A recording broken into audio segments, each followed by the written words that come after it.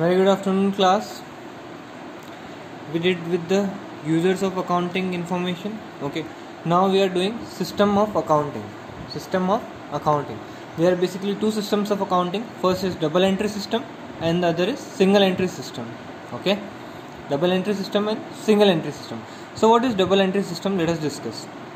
It is a system of accounting under which both debit and credit aspects of accounting are recorded.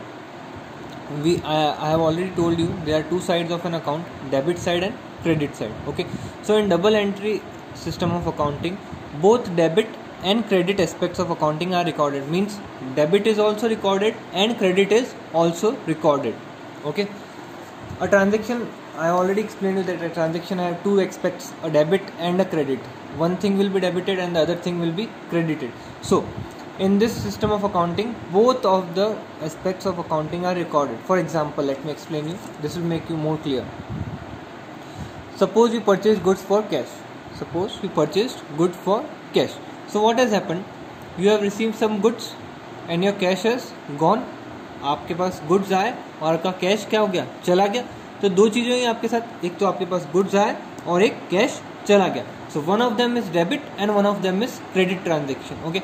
We will do in the next lectures, in the upcoming lectures, rules of debit and credit. तो उस समय आपको और ज़्यादा समझ में आएगा कि डेबिट क्या होता है, क्रेडिट क्या होता है, किस चीज़ को कब डेबिट करते हैं, किस चीज़ को कब क्रेडिट करते हैं. So I am just explaining you. इन दोनों में से एक डेबिट है, गुड्स जो आए उसमें वो डेबिट है और जो कैश गया वो क्रेडिट है. ये क्यों है, क्यों गुड्स आया वो डेबिट है और क्यों कैश गया वो क्रेडिट है, ये अपन सीखेंगे आने वाले लेक्चर्स में. फॉर जस्ट नाउ आप समझिए कि ये डेबिट है और ये क्रेडिट है. ठीक है. So both of the transaction means you will also record the receipt of goods and you will also record the cash which has gone from you. Okay, so in double entry system we record both the aspects. Okay, next is single entry system, or we can say accounts from incomplete records. Accounts for incomplete records भी बोलते हैं इनको, या फिर बोल सकते हैं single entry system. In single entry system some transactions are fully recorded. Means both the aspects, debit and credit aspect of transaction are recorded. For some transaction only debit aspect और क्रेडिट एस्पेक्ट इज रिकॉर्डेड, मतलब दोनों में से एक ही record होएगा. And for some transaction nothing is recorded. For some transaction nothing is recorded. Okay, so क्या बोला मैंने, I am explaining you again. कुछ transactions single entry system of accounting जो होता है उसके अंदर कुछ ट्रांजेक्शन्स में अपन डेबिट भी रिकॉर्ड करेंगे और क्रेडिट भी रिकॉर्ड करेंगे ट्रांजेक्शन का. कुछ ऐसे ट्रांजेक्शन होंगे जिसमें सिर्फ या तो डेबिट रिकॉर्ड कर लेंगे या क्रेडिट रिकॉर्ड कर लेंगे. और कुछ ट्रांजेक्शन ऐसे होंगे जिनको हम रिकॉर्ड ही नहीं करेंगे. जनरली आप जो देखते हैं, generally what we see, we go to a grocery shop. तो ग्रोसरी शॉप वाला क्या लगता है, if you purchase something from him on credit, अगर आप क्रेडिट पे खरीदते हो उससे, so what he does, he just writes your name in his books and writes the amounts. वो सिर्फ अपनी बुक्स में आपका नाम लिखता है और आपका जितने आपके पैसे बाकी है वो लिख लेता है. अपन देखते हैं ऐसे ग्रोसरी शॉप पर जहाँ पे अपने अकाउंट्स चलते हैं, वहाँ पे अगर अपन वहाँ से क्रेडिट में परचेज करते हैं तो ऐसा ही होता है. वो ये नहीं लिखता है कि उसने कितना गुड्स बेचा, कितना कम हो गया उसके यहाँ से, वो सब नहीं. बस ये रिकॉर्ड करेगा, आपका नाम लिखेगा, क्या क्या सामान था वो रिकॉर्ड करेगा और कितना अमाउंट आपसे बाकी है वो रिकॉर्ड करेगा. So this is single entry system of accounting और this is incomplete records of accounting. Okay, in this only two accounts are maintain, that is personal account and cash book. Personal account and cash book is maintain. मतलब single entry में कोई भी अगर record कर रहा है transaction तो वो क्या करेगा, सिर्फ कैश आया और कैश गया वो रिकॉर्ड करेगा, या फिर किसी को पैसे देने हैं या किसी से लेने हैं, बस इतनी ही चीज़ रिकॉर्ड करेगा. पर्सनल अकाउंट्स मतलब जिसको पैसे देने हैं उसके नाम लिख के उसके नाम का मेंटेन करेगा, और कैश आया और कैश गया, बस ये दो चीज़ें रिकॉर्ड करेगा और कुछ रिकॉर्ड नहीं करते सिंगल एंट्री के अंदर. So what we are following, हम लोग क्या सीखने वाले हैं, हम लोग दोनों सीखेंगे. सिंगल एंट्री भी है हमारे कोर्स में कि सिंगल एंट्री अकाउंट्स कैसे मेंटेन करते हैं, ठीक है, और ये भी है डबल एंट्री सिस्टम भी है. ठीक है, सिंगल एंट्री से अपने को डबल एंट्री में कन्वर्ट करने वाला है अपने कोर्स में. ओके, ठीक है. Moving forward, now we will discuss fundamental accounting assumptions. Okay, वो आपका जो चैप्टर था वो एंड हो गया है. This is a part of other chapter but I am taking in this only. Okay, so fundamental accounting assumptions. Fundamental accounting assumptions मतलब आप अकाउंटिंग जब करते हो तो कुछ अजम्पशंस लेके अकाउंटिंग करते हैं हम लोग। 3 अजम्पशंस है। कितने अजम्पशंस है? 3 अजम्पशंस। मतलब इन तीनों चीज़ों को अपन ने मान लिया है, भले ही ये हो ना हो, हमको ये मान के चलना है कि ये ऐसा है। अजम्पशन मतलब क्या होता है? आपने मान लिया। अजम्पशन मतलब क्या होता है? मान लो। हिंदी में मतलब क्या हुआ? मान लो। तो we have to assume that these three fundamental accounting assumptions are there and are there. इसके बेसिस पे ही पूरी अकाउंटिंग होती है। ठीक है, so let us discuss these. ये 3 अकाउंटिंग अजम्पशंस है। First is going concern, second is consistency and third is accrual basis. Going concern, consistency and accrual basis. याद रखने के लिए we will remember like GCA। What are the 3 accounting assumptions? GCA, going concern, consistency, and for A, accrual basis of accounting. Okay, ऐसे याद रखेंगे। So, first of all, what is going concern assumption? Going concern assumption क्या बोलता है? Going concern assumption says that it is assumed that the business shall continue for a foreseeable period. Business will continue for a foreseeable period and there is no intention to close the business. इसका मतलब business आगे आने वाले सालों में चलता रहेगा और हम बिजनेस को बंद नहीं करेंगे, ऐसा अज्यूम करके अकाउंटिंग करते हैं। अब फोर्सिएबल फ्यूचर मतलब कितने साल? कोई इसका एस्टिमेट 10 साल, 20 साल, जितने भी साल हैं आगे चलता ही जाएगा। इसका मतलब बिजनेस आपका चलता ही जाएगा, चलता ही जाएगा, चलता ही जाएगा, कभी भी बंद नहीं होगा। This is an assumption that once a business is started it will keep on going forever and it will not close. This is an assumption. ये मान के हम लोग अकाउंटिंग करते हैं। okay it is because of this assumption only distinction can be made between capital expenditure and revenue expenditure. ये assumption है, इसीलिए आप कैपिटल एक्सपेंडिचर और रेवेन्यू एक्सपेंडिचर को बाइफरकेट कर सकते हो। सर कैसे? आपको पता है कैपिटल एक्सपेंडिचर क्या होता है? जिसका बेनिफिट हमको 1 साल से ज़्यादा तक मिलता है। और रेवेन्यू एक्सपेंडिचर किसका क्या हुआ? जिसका बेनिफिट हमको उसी साल मिल जाता है। बेसिकली यही डेफिनेशन है, बाकी डिटेल में मैंने आपको पहले बताया था। सो capital expenditure, if we consider this that the benefit will be received for more than 12 months, मतलब 1 साल से ज़्यादा मिलेगा। तो आपको तो ये भी पता नहीं है कि आपका बिजनेस क्या 1 साल से ज़्यादा चलेगा। कोई ऐसा फिक्स नहीं है कि बिजनेस 1 साल से ज़्यादा चलेगा या नहीं चलेगा। तब तो फिर अपन को सारे एक्सपेंडिचर को रेवेन्यू ही मानना चाहिए था कि अभी में ख़त्म हो जाएगा। But because of this assumption, ये हमने माना है अकाउंटिंग करते समय, ये हमने अज्यूम किया है that our business will go on for a foreseeable period, मतलब आगे आने वाले सालों में चलता जाएगा, चलता जाएगा, चलता जाएगा। We have assumed it, that is why we are assuming that it is an expenditure is a capital expenditure. हम ऐसा अज्यूम कर रहे हैं कि उसका फ़ायदा हमको आगे आने वाले सालों में मिलता जाएगा, क्योंकि हमारा बिजनेस भी आगे आने वाले सालों में चलने वाला है। सपोज ऐसा जरूरी थोड़ा ना आपका business, suppose you have done a capital expenditure, okay, suppose you have done a capital expenditure, okay, and after 1 year only your business close down. 1 साल बाद ही आपका बिजनेस बंद हो गया, तो आपको उसका बेनिफिट तो मिला ही नहीं। तो आपको उसका 1 साल से ज़्यादा का तो बेनिफिट मिला ही नहीं, तो आपको फिर वापस जाके इसको रेवेन्यू में करना चाहिए, रेवेन्यू एक्सपेंडिचर मानना चाहिए। But no, we will not do like this. We will consider the going concern assumption. Okay, हम लोग गोइंग कंसर्न अजम्पशन लेंगे। ये मानते हैं जब भी कोई ट्रांजेक्शन हम लोग एंटर करते हैं हमारी बुक्स ऑफ अकाउंट्स में, we always assume that our business will go on for ever. Okay,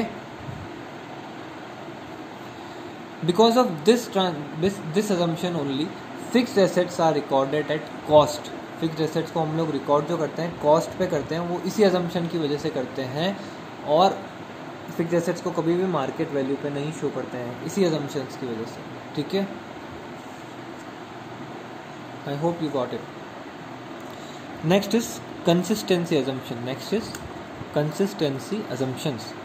What this assumptions tells that if you have adopted an accounting practice, मतलब आपने कोई तरीका अडॉप्ट कर लिया है अकाउंटिंग करने का, then you will apply it consistently for all the years.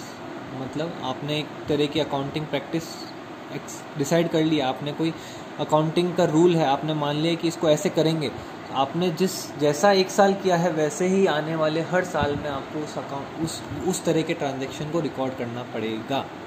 ठीक है, for example there are two methods to depreciate, two methods of depreciation. अभी आपको पता नहीं है वो, but just I am explaining you. दो मेथड है डेप्रिसिएशन के, एक को बोलते हैं straight line method and the other is known as written down value method. Okay, so if you have followed in first year if you have followed straight line method, then you have to follow straight line method in second year, third year, fourth year, fifth year, sixth year, seventh year, all the years you have to follow that method only. अगर आपने जो method एक बार use कर लिया है उसी को आपको हर समय, इसी तरह के और भी मेथड्स होते हैं जिसके अंदर बहुत सारे, एक चीज़ को करने के बहुत सारे तरीके हो सकते हैं. ठीक है, तो आपने अगर एक तरीका अपना लिया है तो उसको आने वाले ईयर्स में भी आपको वही तरीका अपनाना पड़ेगा. That is this assumption saying. If you had applied accounting practice for 1 year, you will keep on following it for the other years. Okay, consistently. Why this is done? Why this is assumed that? Why this is told that you have to do like this? To maintain comparability. To maintain comparability. Suppose मैंने एक method से calculate किया first year में और दूसरे method से calculate किया second year में, तो क्या मैं कंपेयर कर पाऊंगा फर्स्ट ईयर और सेकेंड ईयर को? नो, द रिजल्ट में भी different from first method and the result में भी डिफरेंट फ्रॉम सेकेंड मेथड. दोनों मेथड से आंसर अलग अलग आ सकता है, ऐसा पॉसिबल है. There are methods for calculating depreciation. There are two method, simple, I have already told you, straight line and written down value. तो दोनों से जब हम कैलकुलेट करते हैं ना डेप्रिसिएशन, दोनों का आंसर अलग अलग आता है. यस, दोनों का आंसर अलग अलग आता है. अगर आपने तो आपने एक बार जो फॉलो कर लिया वही आपको आने वाले ईयर्स में फॉलो करना है, because to maintain the comparability between the 2 years. नहीं तो if you will follow in first year WDV, suppose you got the answer 10,000, and if you follow in second year straight line, the answer would come 8,000. So you can't compare then both the years transactions. Okay, so to maintain comparability, if some practice is followed in first year, it will keep on going followed in the other years also. Okay, next is, okay, we can change. It is not that it is not that much strict कि आप बिल्कुल ही change नहीं कर सकते. You can change, okay, you can change, but only if law says. अगर law में कोई change आ गया, कानून बन गया है इस चीज़ का कि अब से आपको ये फॉलो करना है. Suppose first there was an option, you can follow either of the two methods, WDV और SLM. ठीक है, but now the rule is made, the law is made that everyone will follow written down value method. First you were following straight line, you selected straight line method for 3 years. Now there is a law that you can only follow written down value method, then you will have to follow written down value method. There is no doubt in that. अगर law ने बोला है तो आपको करना पड़ेगा. Next, अगर accounting standards ने बोल दिया, what are accounting standards? हम लोग पढ़ेंगे accounting standards क्या होता है. Accounting standards are some rules and regulations or principles or methods that are given by Institute of Chartered Accountants of India. I have already told you ये क्या होता है पिछले वाले लेक्चर्स में. तो उनको भी अगर वहाँ पे लिख दिया कि अब यही मेथड फॉलो करना है, उन रूल्स में लिख दिया कि ये मेथड फॉलो करना है, तो फिर वही मेथड फॉलो करना है. ठीक है, चाहे आप पहले दूसरा यूज़ कर रहे थे, but now from now you will have to use this. Third is, if the change will result in better presentation of your information, if the change will result in better presentation of your information, means if you change the method your accounts will be presented more correctly. अगर आप method change कर देते हैं तो आपके accounts ज़्यादा correct show हो रहे हैं, then you can change the method.